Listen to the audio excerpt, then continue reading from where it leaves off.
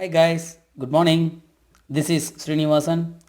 The topic we are going to discuss today is the world after World War II.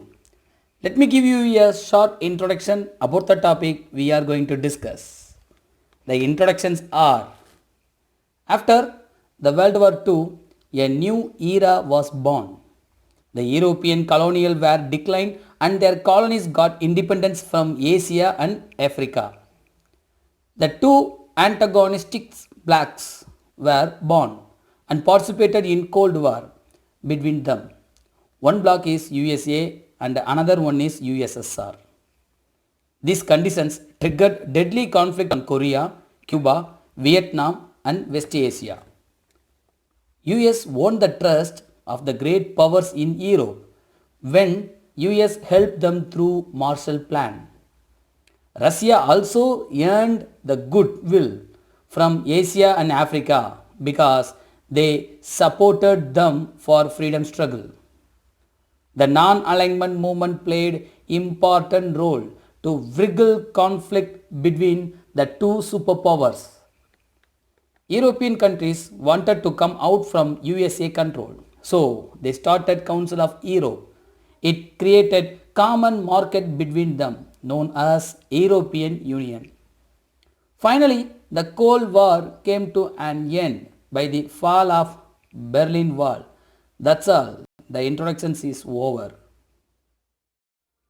Next, we are going to learn one of the interesting topic, Chinese Revolution. The first heading is China in the pre-war period. Once upon a time, China was more advanced than Europe. It fell on end of the 19th century. The Manchus ruled China since 1650, but the entire administration system were held by Mandarins. Manchus is one of the dynasty of China, like our Chera, Chola and Pandya. Next, high rents, high taxes and shortage of land gave heavy suffering to peasant population. There was little industry, some railways and engineering works had been built. Discontent in political and economic system created a number of peasant uprising. There is one of the important rebellion is Taiping Rebellion, held between 1850 to 1864. The death toll was 20 million.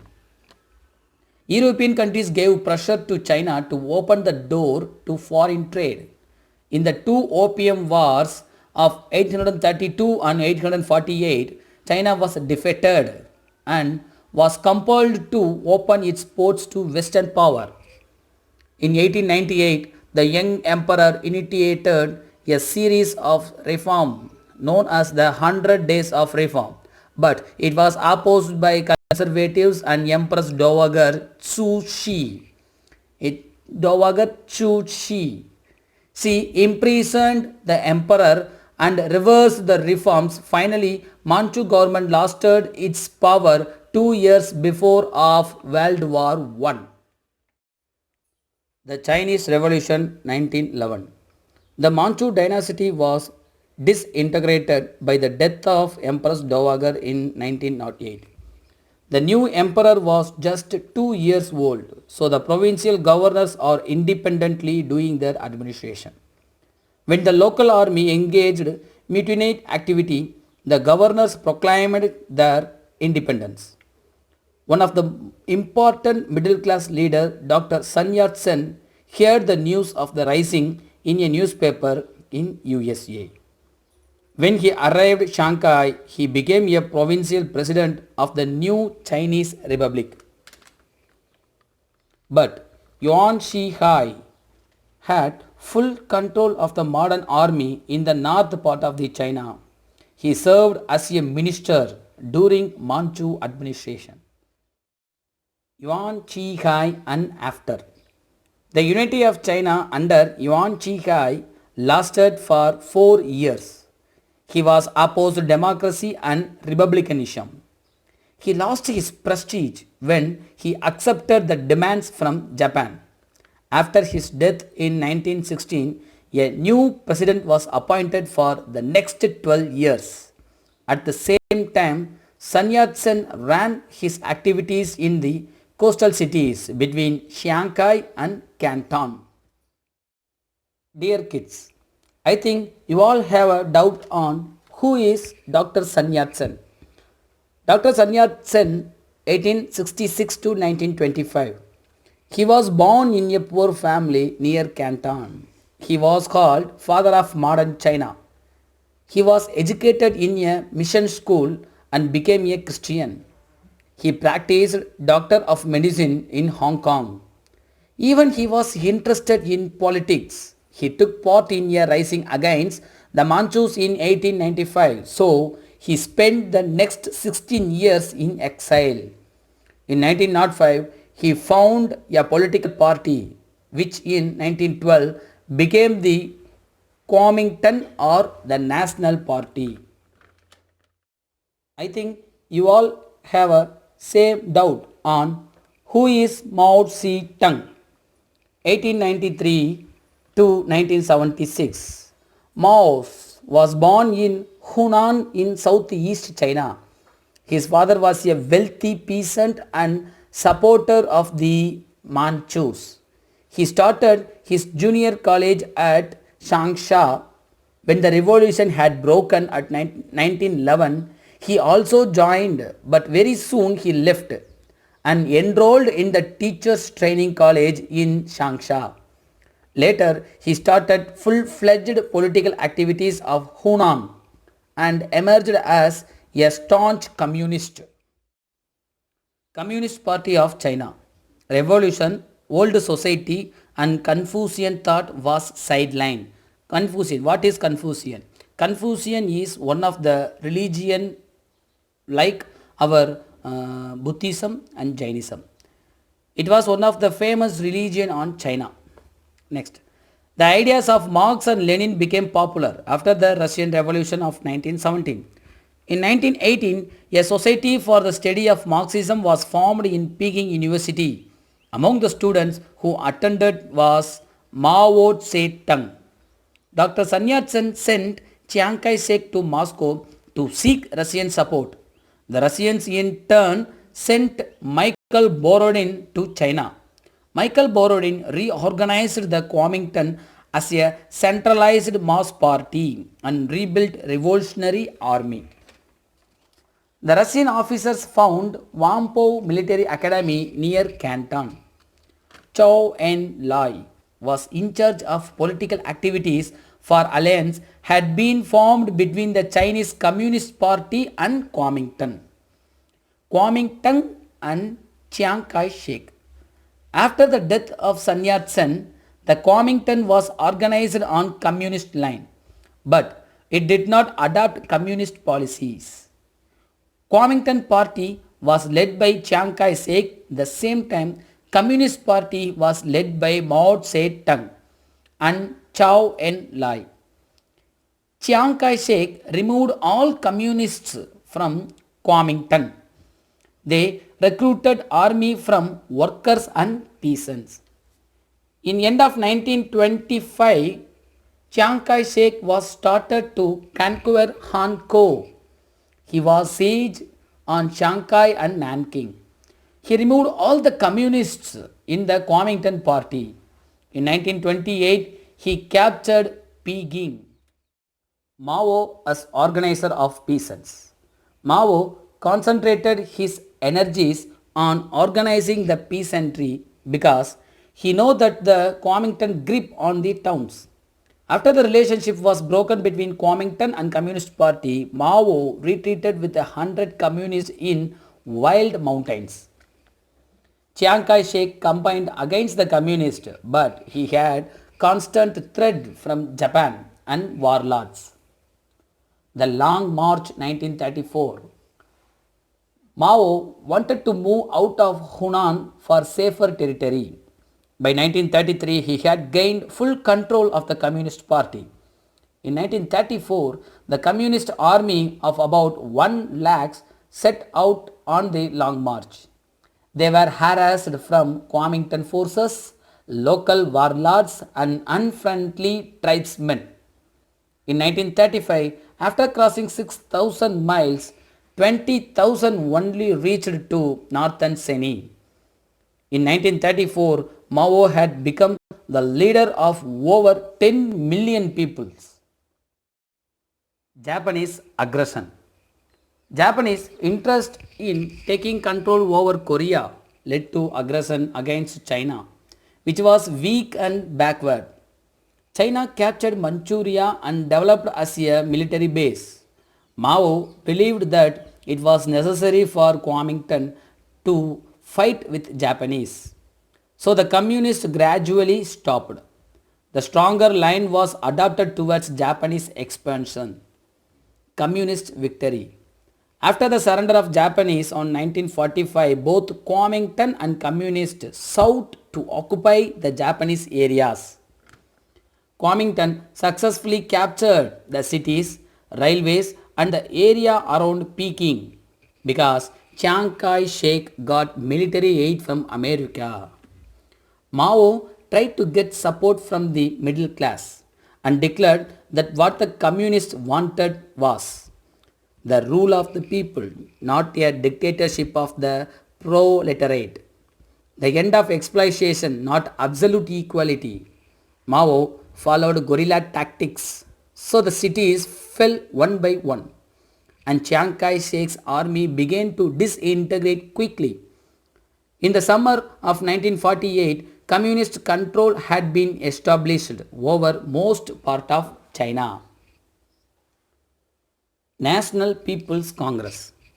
The People's Political Consultative Conference met in Peking in September 1949. There are 650 delegates from communist and left wings participated. They elected Mao as a chairman. Under the leadership of Mao Zedong, the People's Republic of China got world-shaking event.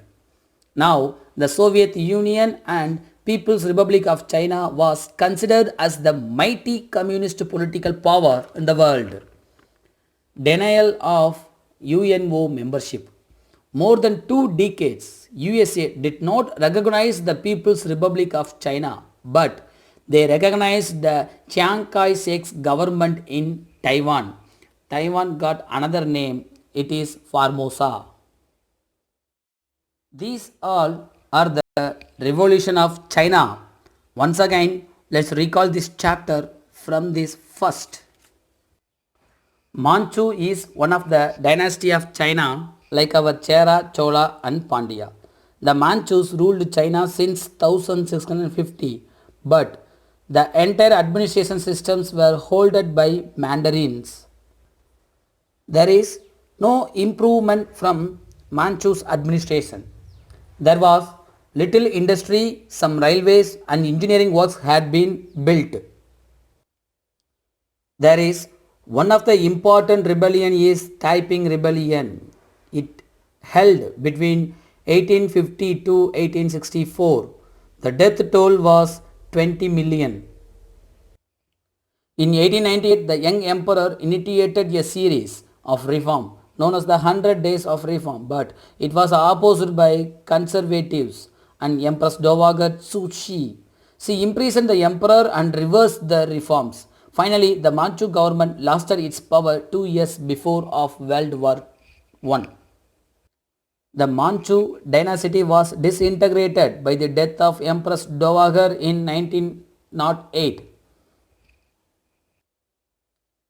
Dr. Sun Yat-sen, hearing the news of the rising in a newspaper in USA, he arrived in Shanghai.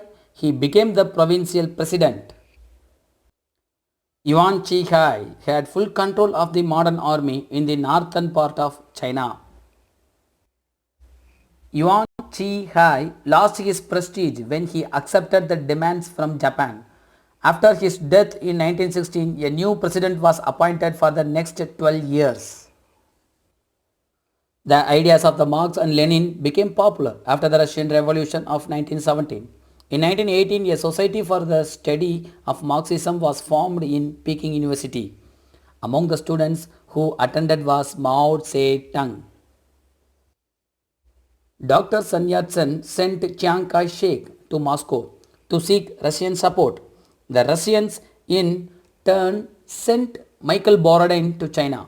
Michael Borodin reorganized the Kuomintang as a centralized mass party and rebuilt revolutionary army. After the death of Sun Yat-sen, the Kuomintang was organized on communist line, but it did not adopt communist policies. Kuomintang party was led by Chiang Kai-shek. Communist party was led by Mao Zedong and Zhou Enlai. Chiang Kai-shek removed all the communists in the Kuomintang party. In 1928, he captured Peking. After the relationship was broken between Kuomintang and Communist Party, Mao retreated with 100 communists in wild mountains. Chiang Kai-shek campaigned against the communists, but he had constant threat from Japan and warlords. In 1934, the communist army of about 1 lakh set out on the long march. They were harassed from Kuomintang forces, local warlords and unfriendly tribesmen. In 1935, after crossing 6,000 miles, only 20,000 communist people reached to northern Shenyi. Japan captured Manchuria and developed as a military base. Mao believed that it was necessary for the Kuomintang to the fight with Japanese, so the communists gradually stopped. After the surrender of Japanese on 1945, both Kuomintang and communists sought to occupy the Japanese areas. Kuomintang successfully captured the cities, railways and the area around Peking with the help of American military. Mao followed guerrilla tactics, so the city fell one by one and Chiang Kai-shek's army began to disintegrate quickly. In the summer of 1948, communist control had been established over most parts of China. The People's Political Consultative Conference met in Peking in September 1949. They elected Mao as the chairman. Now, the Soviet Union and People's Republic of China was considered as the mighty communist political power in the world. More than 2 decades, USA did not recognize the People's Republic of China, but they recognized the Chiang Kai-shek's government in Taiwan. It got another name, Formosa. Thank you guys. Our session came to an end. I will meet you on following videos. Give your valuable feedback. Share this video to your friends. If you need further video from history, subscribe to Kutti Varalaru. Bye bye.